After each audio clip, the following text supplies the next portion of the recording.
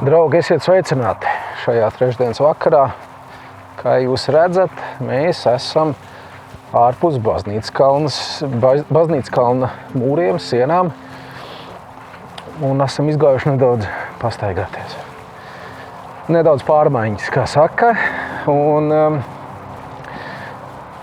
šodien pastaigājoties nāca prātā tāds jautājums, kad jūs pēdējo reizi pastaigājāties. Kad jūs izgājāt tādā garākā pastaigā. Un nevis pastaigā tāda sporta pēc, bet lai nedaudz atpūstos no tiem trokšņiem, kas ir apkārt. Lai nedaudz varētu pabūt ar sevi, ar savām domām, ar visu to, kas jūsu galvās notiek, lai jūs to varētu sakārtot pa plauktiņiem. Kad garīga pastaiga jums ir bijusi. Ja domājam par garīgu pastaigu, tad, protams, mēs varam jautāt, kad mums ir bijusi tāda pastaiga kopā ar Dievu. Vai ne? Tur, kur mēs atceramies tos Pāvila vārdus. Viņš saka, staigājiet garā. Ja?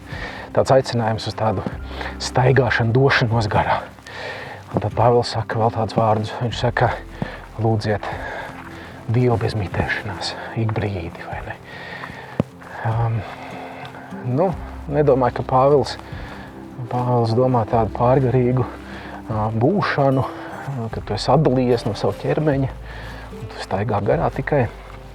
Bet patiesībā varbūt Pāvils domā, staigājiet ar garu apziņu, ka jūs neesat viens tajā savā staigāšanā, ka jums ir blakus kāds, kas patiesībā tur rūpi par jums. Un kad ir bijusi tāda lūkšana, nemitīga lūkšana, un iespējams tādas domu sakārtošanas pastaigas rezultējās arī tādā dialogā. Nevis tādā diņģēšanā no Dieva, bet vienkārši dialogā. Pastāstīt Dievam, kā tu patiesībā jūties, tad, kad tev vairs nav pienākumi, ka tu esi no tiem nedaudz izrāvies, ka tev nav vide apkārt, kas aicina tevi nemitīgi pievērst uzmanību kādām citām lietām, bet vienkārši sarunāties. Paņemt tādu laiku un pateikt, ka,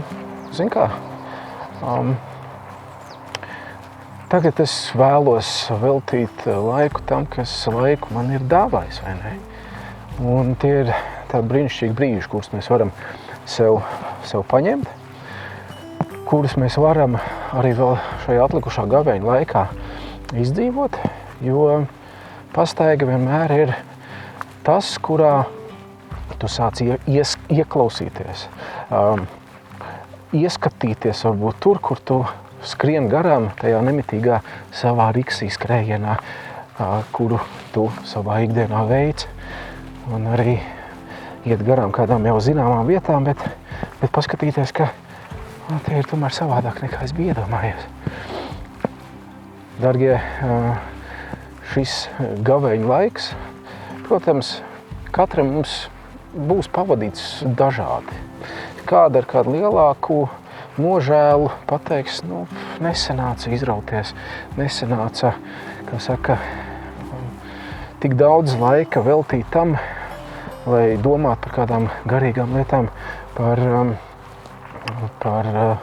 tiem gavēņu uzstādījumiem, vai ne?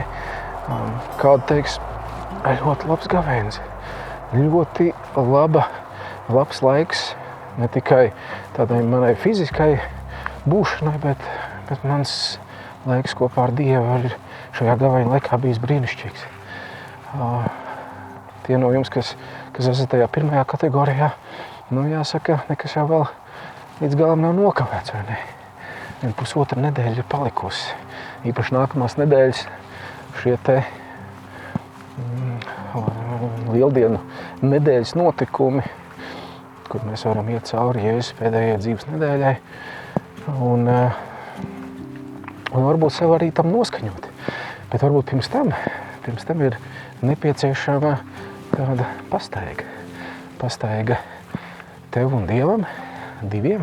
Un atceramies par tām pastaigām kopā ar Dievu. Tad, kad Dievs radīja pasauli, tad, kad ēdens dārzs bija izveidots, un pirmais cilvēks bija tajā likts, tur bija pastaigas. Svētajos rakstos, pirmajā Mūzes grāmatā mēs varam ieraudzīt, izlasīt, ka Dievs pastaigājās ar cilvēku, ar Ādamu.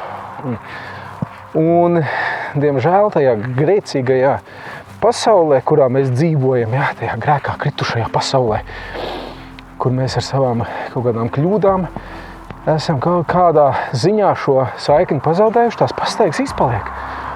Un tad es domāju, cik vērtīgi tomēr ir iznākt ārā un pastaigāties. Iznākt ārā, izveidināt galvu, izkustināt arī savu miesu un saprast, ka pēkšņi es sāku kaut ko saklausīt. Kad Dievs var manā tajā nošķirtajā laikā patiešām uz mani runāt. Un ka es pēkšņi saprotu arī varbūt kaut kādu savu rīcību, savu, nezinu, konkrētu periodu, par ko es tur domāju, vai tā ir konkrētā diena, nedēļa, varbūt kaut kā savādāk. Es varu pēkšņi ieraudzīt to skaidrāk, tad, kad patiešām tas prāts un ķermenis sāk darboties sinhroni, vai ne? Un tas bieži vien mums izpaliek. Lai mums pat ir šīs pastaigas, tādas, kurās mēs dodamies, tāds nozīmīgs. Tajās mēs varam noķert to skaistumu. Un tie no jums, kas jau mērojat, varbūt gadiem šādas te pastaigas, jūs varat varbūt komentāros ierakstīt, cik tas jums ir varbūt palīdzējis sakārtot ne tikai jūsu šo fizisko veselību, jo, kā mēs visi zinām, tas lielais uzstādījums ir, vai ne, nostaigāt vismaz tos 10 000 soļus. Nu, par to gan fitnesa speciālisti strīdās, vai tas ir 10 000 soļu vai 35 līdz 45 minūtes mums jāstaigā, bet ka tas viennozīmīgi nāk labi par mūsu ķermeņiem.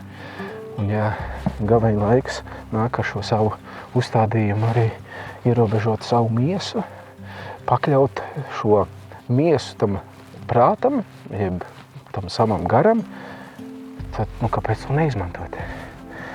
Vai tas būtu mežs, vai tā būtu vienkārši pilsētas ainava, ka mēs ejam garām, vai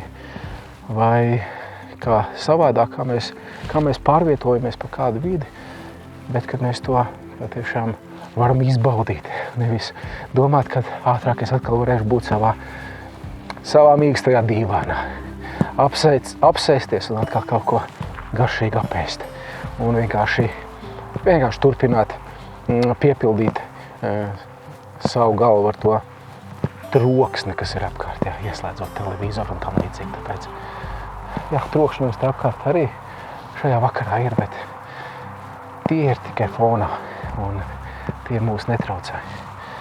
Dargie, patiešām svētīgs vēl šis gaveņa laiks, svētīgi šī vakara atlikusī daļa, un varbūt kādiem tāds izaicinājums, varbūt rīt piecelies un atvēl laiku kādai pastaigai kopā ar Dievu.